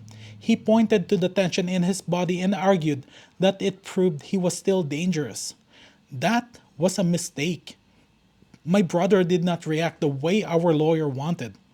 He looked directly at the judge and said, "I'm holding myself together because I want to watch the people I once called family face justice for what they did to me." The judge immediately reprimanded our attorney for deliberately trying to provoke him. Steve then went after every one of us with everything he had. He did not relent, soften his questions, or allow anyone to hide behind excuses. With Danielle supplying documents and identifying contradictions, Steve dismantled each defense one piece at a time. Every relative who claimed they had only been protecting my niece was forced to explain why they ignored evidence. Anyone who insisted they had not been deeply involved was confronted with their own messages. Those who tried to shift responsibility onto someone else found Steve waiting with records proving exactly what they had said and done. Then, Steve allowed Danielle to question several members of the family, including me. She made us look like complete idiots. When I took the stand, Danielle approached without raising her voice. She placed several documents in front of me and asked, "What kind of sister believes a lie that could have been disproven so easily?" Our lawyer objected immediately, but the judge allowed Danielle to continue after she rephrased the question. She began walking me through everything my brother had done for me before the accusation. She pointed to the messages showing the times he had defended me, comforted me, and remained beside me whenever I needed someone. She reminded me that he had shown me loyalty for years and had never given me a reason to fear him. Then she asked why none of that had mattered once my niece began crying. I tried to explain that I thought we were protecting a child, but Danielle already had the next message prepared. Every answer I gave led directly into another contradiction.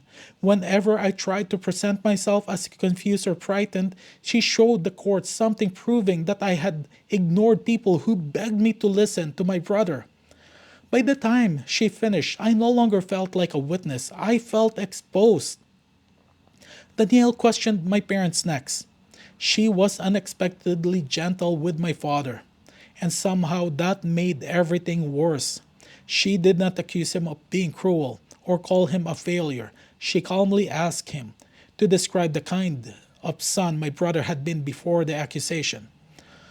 My father spoke about the help my brother had given the family, the respect he once showed his parents, and the times he had sacrificed for relatives who later abandoned him.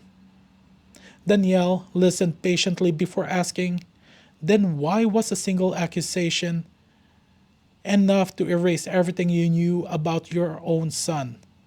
My father broke down before he could properly answer. His hands trembled as he admitted that he had failed his son and helped convince others to turn against him. Then he said the words none of us could escape. We all failed him. Danielle never raised her voice. She did not need to. Her restraint forced him to confront his failure without giving him anything to fight against. Then Danielle questioned my niece's parents. That was when her approach changed.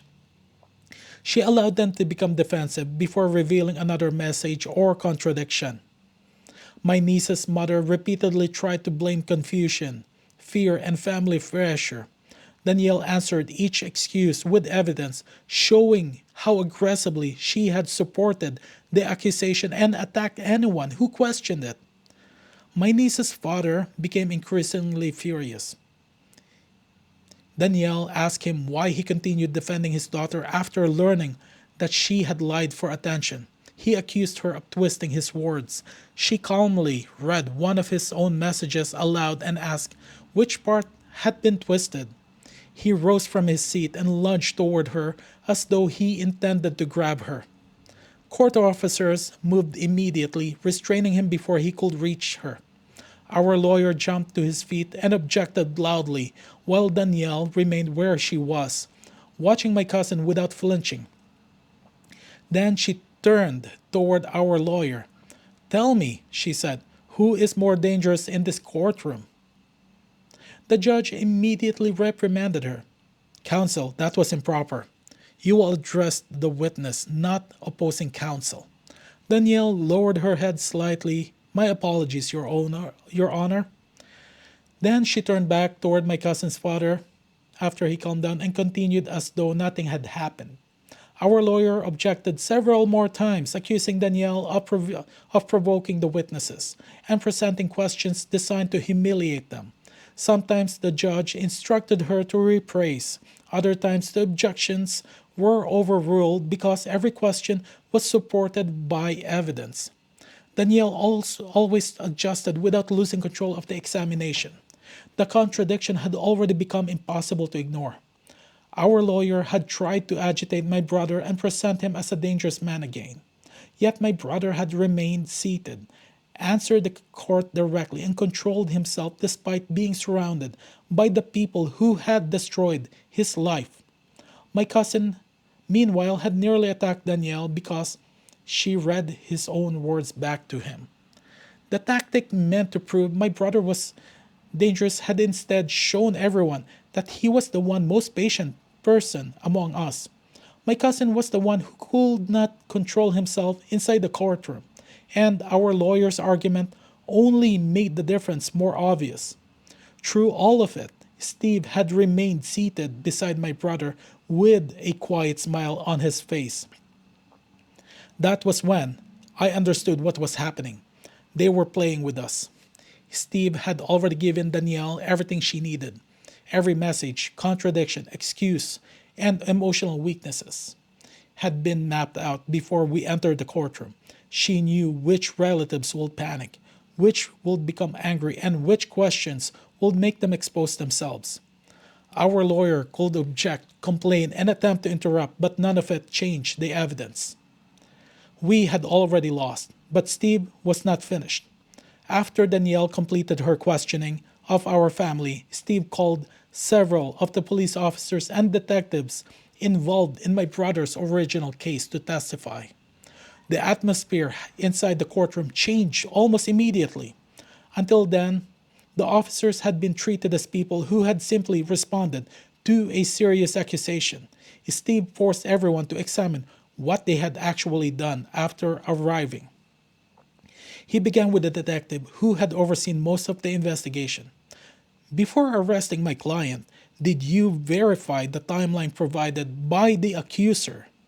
The detective hesitated before admitting that the timeline had never been fully confirmed. Did you examine her phone before accepting her account? No. Did you review her messages with friends? Not at the time. Did you interview every witness who said the accusation made no sense? The detective shifted uncomfortably. Some witnesses were interviewed. Steve placed several statements on the evidence table. Then explain why these people repeatedly contacted your department and were either ignored or dismissed. The detective tried to explain that the department had been handling a sensitive allegation involving a frightened young girl. Steve did not allow him to hide behind that answer. So, your investigative method was to believe the first person who cried and treat everyone who questioned her as an obstacle. Our lawyer objected, accusing Steve of mocking the witness. The judge instructed Steve to control his tone. Steve apologized, but the expression on his face never changed. He continued by asking what physical evidence connected my brother to the accusation. There was none. He asked what independent evidence supported my niece's story. There was none. He asked whether investigators had tested the contradictions in her statements, examined her motive, or properly considered the people who described my brother as incapable of what she claimed. Again, the answers were either no or vague attempts to explain why those steps had not been taken. One officer admitted that once the family began condemning my brother, they assumed we knew something they did not. Steve stared at him for several seconds. So instead of investigating the family's claims, you used the family's certainty as evidence. The officer had no answer. Steve questioned another detective about the arrest itself. He asked why my brother had been arrested as guilty before a proper investigation had been completed, and why officers had ignored his repeated request to examine the inconsistencies in the accusation. The detective insisted that they had followed procedure. Steve opened another file. You followed procedure so carefully that an innocent man lost a year of his life while the person who accused him kept messages and recordings proving she had lied. The courtroom became completely silent. He was not shouting. That made it worse. Steve walked each officer through every missed opportunity. The unexamined messages, the ignored witnesses, the contradictions that should have been obvious, and the complete absence of evidence beyond my niece's accusation. By the time he finished, their investigation no longer looked merely incomplete, it looked careless. Steve had practically mocked their investigative ability without ever directly calling them incompetent. He simply placed every failure in front of them and asked questions they could not answer. Watching them struggle made me realize that our family had not been the only group that failed my brother. The people responsible for finding the truth had accepted our certainty, repeated our assumptions, and helped turn a lie into a conviction. Now, under Steve's questioning, every one of them had to admit how little they had truly investigated. The tactic our lawyer had used against my brother only seemed to make Steve more determined. He treated the attempt to portray his client as dangerous as another example of everyone refusing to accept responsibility for what had been done to him. The evidence was too extensive, and almost all of it had come from our own words or from the records that should have protected him from the beginning. Witness after witness testified about trying to defend my brother. Some cried while describing how we ignored their warnings. Others could barely control their anger as they explained that they had begged us to examine the accusation more carefully because parts of it never made sense. Screenshots from our family group chats were displayed across large courtroom monitor. Everyone saw the messages calling my brother a predator.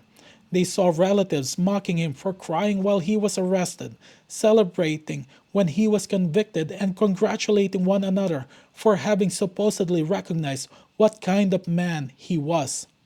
Then Steve introduced records showing everything my brother had done for those same people before they had abandoned him. There were messages documenting loans, unpaid debts, home repairs, emergency expenses, and bills he covered when relatives had nowhere else to turn. He had repeatedly rescued people who later celebrated his imprisonment. Steve argued that some relatives had embraced the accusation partly because it gave them an excuse to avoid repaying him. Nobody could deny what the messages showed. By the end of the trial, everyone found responsible for contributing to my brother's wrongful conviction, and the destruction of his life was ordered to pay. The judgment was enormous. Some relatives lost most of what they had. Others will likely spend years, perhaps decades, paying what they owe him. After the courtroom began emptying, I saw Steve speaking privately with our lawyer in the hallway. Our lawyer's face had gone pale, and whatever confidence he had displayed during the trial was gone. I moved close enough to overhear part of their conversation. "You badly miscalculated when you tried to paint my client as dangerous," Steve told him. "You turned this from a case I intended to win into one I intended to make unforgettable." Our lawyer attempted to apologize, but Steve continued. "I'm going to examine every client you represented in cases like this. Anyone you helped intimidate, silence, or portray unfairly will be offered my services. If there are more people you treated the way you treated my client, I will find them." Our lawyer tried to apologize again, but Steve turned away before he could finish. Danielle followed him down the hallway without looking back. My niece faced consequences of her own. She was prosecuted as an adult, not only because of what she did to my brother, but because investigators uncovered a larger pattern. Years earlier, she had nearly destroyed another student's life by spreading malicious rumors. What happened to my brother was not the first time she had harmed someone with a lie. It was simply the first time the damage became impossible to conceal. She spent several years in jail and was ordered to complete mandatory community service after her release. Her parents divorced. Her father left the marriage bitter and broken. His face never fully recovered from the attack inside his home, and his career collapsed along with everything else. He had worked in a car sales, but customers no longer trusted him, and he struggled to look anyone in the eye. When my niece was released at 20, she looked like a different person. She was painfully thin, withdrawn, and almost completely silent. Whatever happened during those years had stripped away the confident girl who once believed she could control everyone around her. She now lives with her mother and rarely leaves the house. Her father refuses to speak to her. According to relatives who still have contact with him, he says she killed their family long before the divorce became official.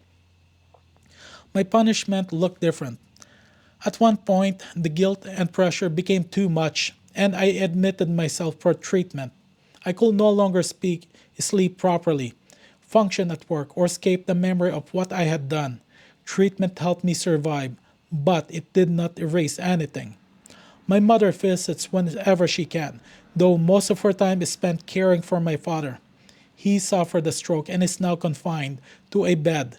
He rarely speaks clearly, but when he does, he usually whispers about failing his own son. My brother never visited him, not once. Eventually, a letter arrived from Steve's law firm warning that any attempt to contact my brother again directly would lead to further legal action. That was when I finally accepted that this was not temporary anger. He had removed us completely and permanently from his own life.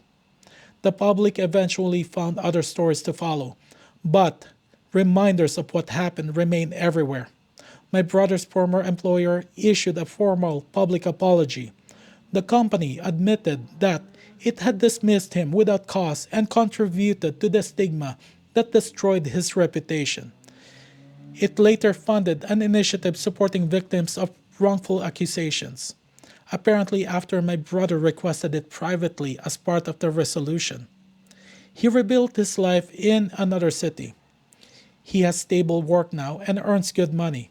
His wrongful conviction was fully expunged, and legally, the record that once branded him a criminal no longer exists. But the man who emerged from everything still carries the damage. He trains constantly and competes in underground MMA cage fights for additional income. His body is stronger now, but it also marked by scars that reveal parts of his life he will probably never discuss with us. In the few photographs I have seen, he looks powerful, controlled, and completely unreachable. His former girlfriend disappeared from social media after the trial completely. The old post she made about him resurfaced and the backlash followed. She offered no public apology or explanation. Her accounts were simply deleted, and then she vanished from view. As for me, I work in retail now. It is far removed from the career and life I once had. But I understand that losing my old position is insignificant compared with what my brother lost. Every morning, I remember that the man I helped destroy was once the person who would have done almost anything for me. He defended me, comforted me, and treated me with more loyalty than I ever returned. None of that matters to him anymore. He has built another life among people who listened when he spoke, stood beside him when he was condemned, and protected him when his own relatives refused. We were supposed to be his family. Instead, we became the people who ruined him. That's the end of the final journal entry. We still have one more, which is the epilogue. Here's a question. Who failed the brother most severely? His family, the police, investigators, or the justice system that convicted him? What do you guys think? Now let's move on to the final section. Epilogue. In the years that followed, Cain's name became something people spoke about quietly. To some, his story was a warning. To others, it was a tragedy, a reminder that a reputation could be destroyed in a single accusation, while the damage left behind might take a lifetime to survive. Before everything changed, he had been an ordinary, hard-working man, celebrating a promotion he had earned. He expected his family to share his happiness. Instead, that moment became the beginning of his ruin. Police officers arrived and placed him in handcuffs before he could fully understand what was happening. The accusation was so horrific that he struggled to even repeat it. His own niece stood before him and claimed that he had abused her. She was his blood. So were the people who immediately decided she had been telling the truth. His parents, siblings, and extended relatives never stopped long enough to question the accusation. They did not search for evidence or allow him a fair chance to defend himself. The tears of a frightened girl were enough to silence every word he tried to speak. His friends fought for him, neighbors tried to defend his character, family friends warned that the story did not make sense. None of it mattered. His relatives began rewriting the past to support what they had already chosen to believe. Ordinary memories became supposed warning signs. Harmless behavior was twisted into something sinister. People he had fed, supported, loaned money to, and rescued during difficult times, convinced themselves that they had always suspected something was wrong with him. Some even celebrated when he was convicted. The jury found him guilty, and the judge sentenced him to 10 years in prison. As he was taken away, the cheering he heard did not come from strangers in the courtroom. It came from his own family. He served only 1 year before the truth finally emerged, but 12 months were more than enough to permanently alter him. From the moment he entered prison, the accusation followed him. Other inmates judged him by the crime attached to his name. He was kicked, spat on, threatened, and attacked before anyone cared whether the accusation was true. At night, he lay curled on a tin mattress, listening for footsteps and wondering whether he would survive until morning. Fear became part of every breath. Sleep came only in fragments, and even then, he never felt safe. Then, the rumors began moving through the prison block. Big T was coming. He was an enormous man feared throughout the prison, known for targeting those who harmed children. Men said he punished abusers for so brutally that no one forgot what happened to him. When Big T finally approached, the block became silent. The innocent man had already endured another beating and was barely able to lift his head when Big T stopped in front of him. Everyone expected the violence to continue. Instead, Big T studied him. He watched him for a long moment, as though measuring something no one else had bothered to examine. Then he spoke. "This one ain't an abuser. Let him go." No one questioned him. That command changed everything inside the prison. The attack stopped. The inmates who had treated him like an animal began looking at him differently. Men locked inside concrete walls recognized something his own relatives had refused to see. They recognized that he was innocent. Big T later sat beside him and admitted that few things disgusted him more than the false accusations and the people who destroyed someone without caring whether the accusation was true. He also despised thieves who stole another person's work, claimed it as their own, and built themselves up using something they had never created. To take what someone poured their time and soul into, then put your own name on it, Big T said. That's another kind of lie. A thief like that doesn't just steal the work. They try to erase the person who made it. For the first time since the arrest, somebody with the power to hurt him had instead chosen to believe him. That year never left him. He carried every bruise, sleepless nights, threat, and moment of terror beyond the prison gates. Yet the deepest wound had not been inflicted by the inmates. It came from knowing that his family celebrated his conviction. They had known him his entire life, accepted his help, and benefited from his kindness. Still, they condemned him faster than strangers did. They sent him into prison carrying the knowledge that the people he loved had willingly abandoned him. His anger became something he could use. His betrayal became protection. Inside those walls, he rebuilt himself, one painful piece at a time. He trained his body, hardened his mind, and learned never to depend on the people who had once claimed they would always stand beside him. By the time the truth came out, the man who had entered prison no longer existed. When the gates finally opened, he stepped into the daylight carrying everything that year had carved into him.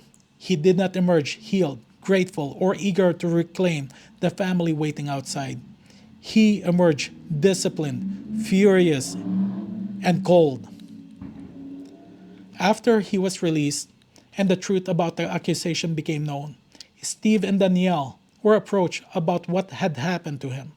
Another attorney had originally begun handling his post-release civil case. But after Steve and Danielle reviewed the available evidence, they agreed to take over the representation with their client's approval. The case was transferred to the firm. Cases involving wrongful accusations and obvious injustice were exactly the kind Steve was known to accept, often pro bono. Danielle had only recently begun working alongside him more now, but after seeing how thoroughly the man's life had been destroyed, neither of them hesitated to become fully involved. This is one of Danielle's first cases that she's going to be leading herself as well. From that point on, Steve and Danielle spent long days inside the law firm, examining every connected to his wrongful conviction. They reviewed court records, messages, financial documents, and every piece of evidence the family had ignored. Neither of them was easily surprised. Yet even they struggled to understand how so many people had accepted a lie that could have been disproven with the smallest amount of effort. They found contradictions throughout the accusation. They uncovered connections between relatives who had reinforced one another's stories. They had also discovered records of unpaid debts, proving that some of the same people who celebrated his conviction had owed him money for years.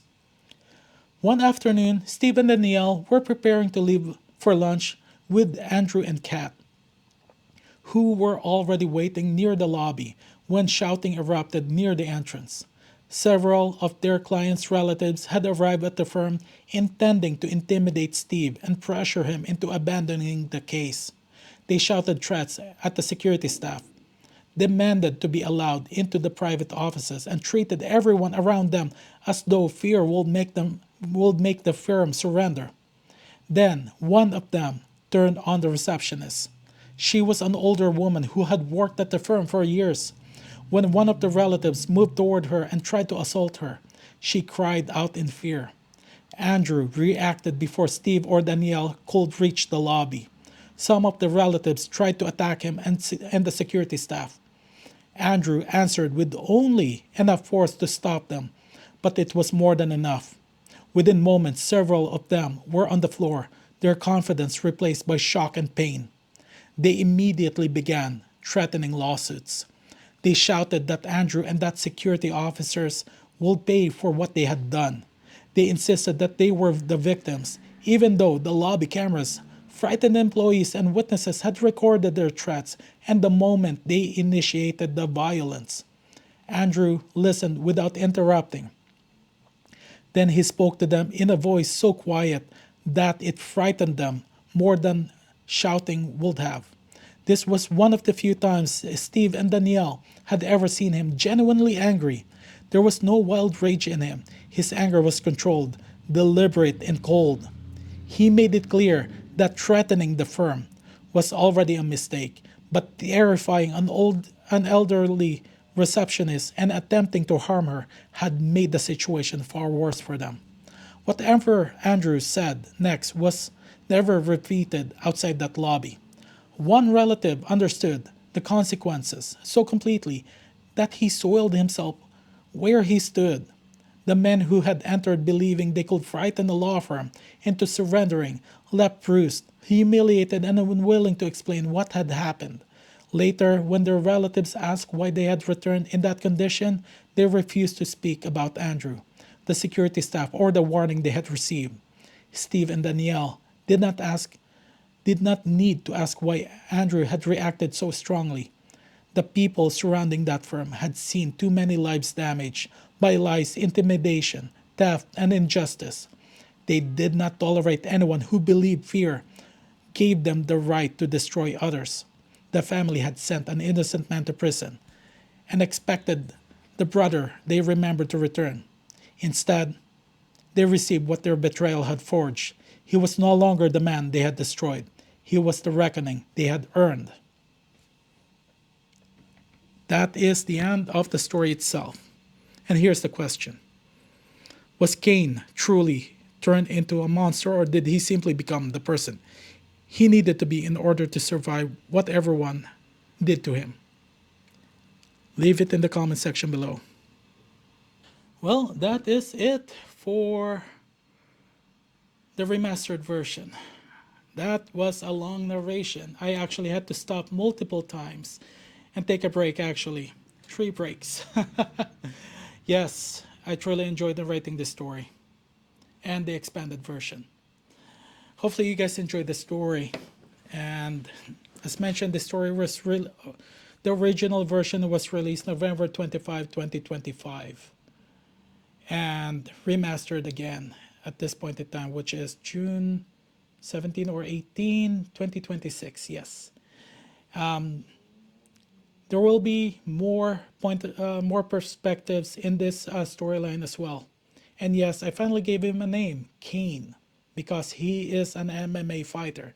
And yes, he had met Dan, another MMA fighter, and there will be a story about him. Well, there is a story already about him. I don't know if it's back in the channel yet, and I'll be checking. Okay. Now that we get that out of the way, his family is definitely toxic. They saw a kind young man that helped them, and when they found an opportunity not to repay him back, they decided to destroy his life. And a lot of them are jealous of his success, that they destroyed it. And also the incompetence of the police did not help his case at all. And the family itself was so single-minded that they ignored the friends that they have and the neighbors around them, telling them to look deeper. So many lost opportunities, and they ignored it. Even his own sister. That is the situation. And now he came back as a different man. Now he believes that kindness can be a form of weakness as well.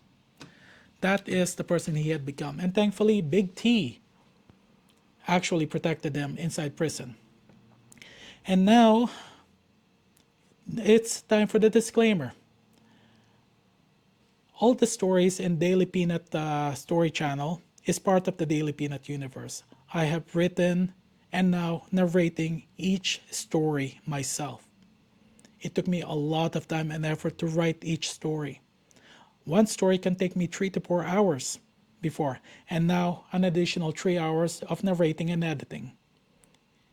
That's how much it takes me to write each story, that I put a piece of my soul inside each one, each character, from the antagonist to the protagonist. Yes. And yet, people love to steal my story, and now we're gonna go in that direction.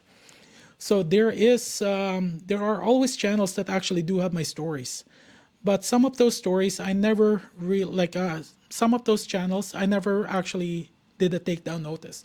I did reach out to them. I had to talk with them, and I let those stories stay in on those channels. Why? It's because they did change the title. They made some minor changes. Some literally made a lot of heavy editing, and I can actually respect that. But one specific content thief, I can't even call him a content creator because he stole my work and other people's work as well. You guys have been pointing out this channel specifically, and I knew about him, but a couple more pointed it out. Even one person made a community post in my channel, and I finally checked it. And what I discovered was actually quite disgusting for me.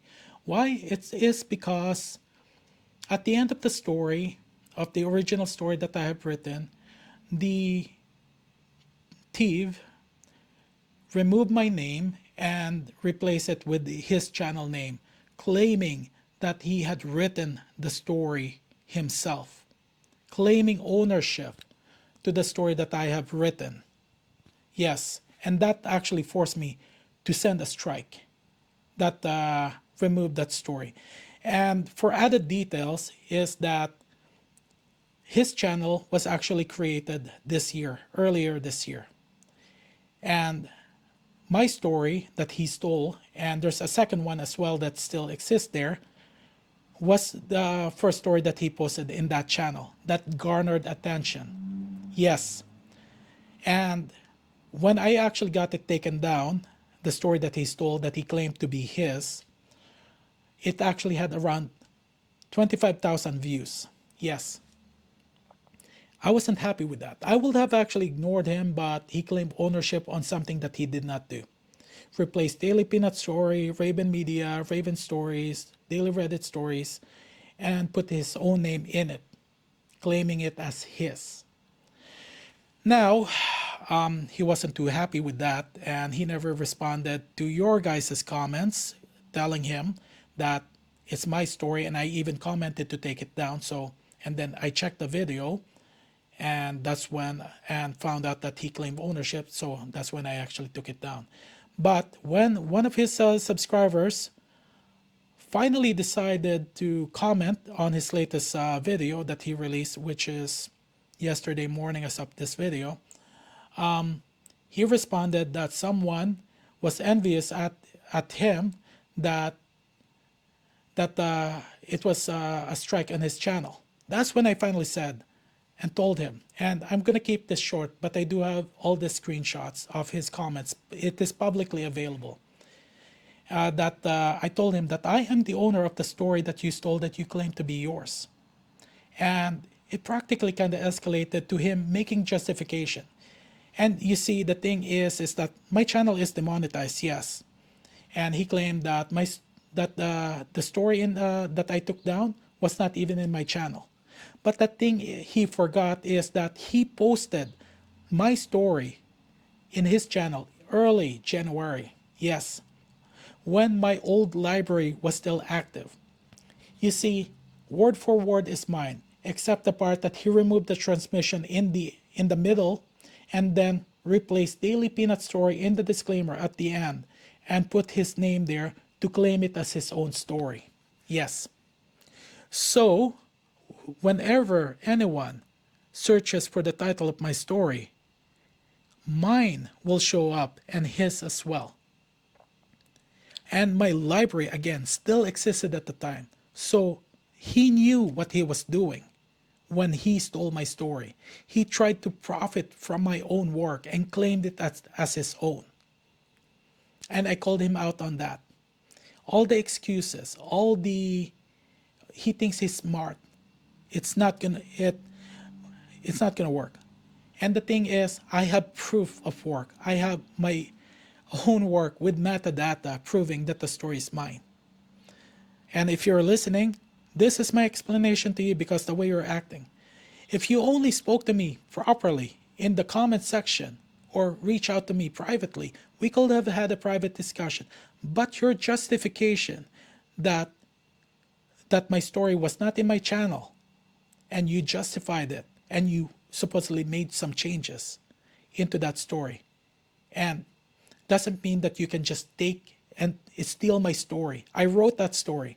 It may not have been in this channel before. Now it's back, even better than ever. It does not mean that you can claim ownership on someone else's work. There are two things that I will tell you now and everyone else. Plagiarism, when you make some changes into someone else's story and claim it as your own. And then copyright law. I wrote that story, I posted it online, even if I removed it, it still exists somewhere else. Yes. So by claiming ownership of a story that you stole and then put it online and then made some minor changes, plagiarism and copyright law. Doesn't matter where you are, I can pursue legal action. And I prefer not to. That's the reason why I reached out to this individual here. And he acted like the world stole something from him. He called me envious. He called me jealous. He called me superior. Why should I be jealous? Why should I feel envious? Why should I feel superior to this person here when I am the one that wrote the story, that put time and effort into that story, and this individual decided to steal it and make it his own? I am the author of Daily Peanut Story Universe. I would have been okay if my story was in other channels. Would have been okay with that. I know plenty of people that stole my story already, as I mentioned earlier, and I spoke to them. They made changes, and We had an agreement that they'll never take my stories again. But hey, that's another story to tell. But I respect them more than this person here. Proper conversation that he screwed up. So have a good day with you. And remember, when you steal someone's work and claim it as your own, there are always consequences. And you still got one of my stories, the second oldest. I mocked my husband. That story was created March 2025. I got my Word documents with metadata. There you go. So that's all the time that I got, guys. Thank you guys for watching and listening to my rant. Time to edit this video, which is over an hour long. I think it's 2 hours, especially with this now. And remember, if you guys got any requests, leave it in the comment section below.